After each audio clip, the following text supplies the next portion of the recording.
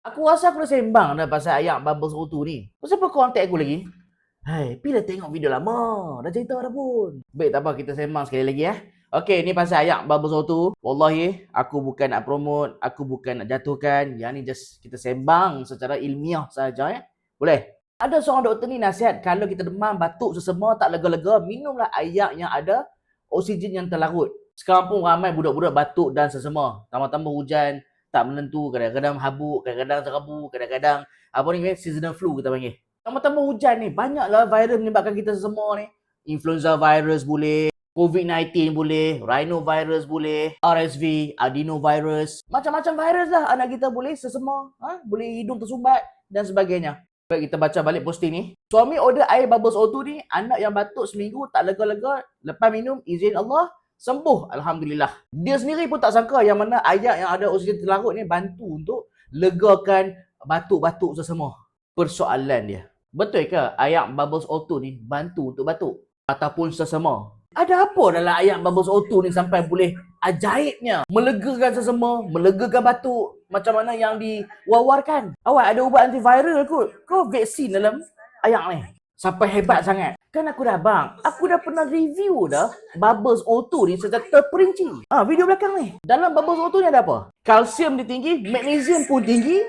Even magnesium dalam bubbles O2 lagi tinggi daripada spritzer Dia pun kalah tau. Dan dia pun ayak mineral. Bukan ayak reverse osmosis. So memang better untuk rehydration. Orang yang batuk sesama dalam keadaan infection, darah dia memang pekat dan juga dalam keadaan dehydrated. Tambah-tambah bila demam. Bila demam, badan hang memang kekurangan air. Sebab apa? Sebab haba. And of course, ayak bubbles O2 yang tinggi dengan mineral, tinggi mineral pun tak signifikan tetapi still ada garam mineral. Memang pilihan tepat kalau kita demam. Kalau hang tanya aku personal opinion, minum ayak ni ke ataupun ayak tapih yang jenama-jenama tu lah untuk demam?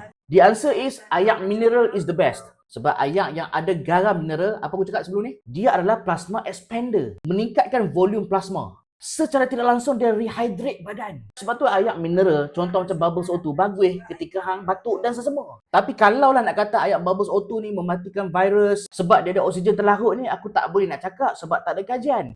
Even aku ada refer satu kajian health effects of alkaline water, oxygenated water dengan demineralized water compare pada mineral water amongst healthy population. Nak tahu result dia apa? There is no significant difference kepada gut microbiota, maksudnya kuman dekat usus, urine pH, blood parameter, fitness parameter untuk orang yang consume alkaline water ke, oxygenated water ke, ataupun demineralized water ke, compare kepada kita minum air mineral biasa saja.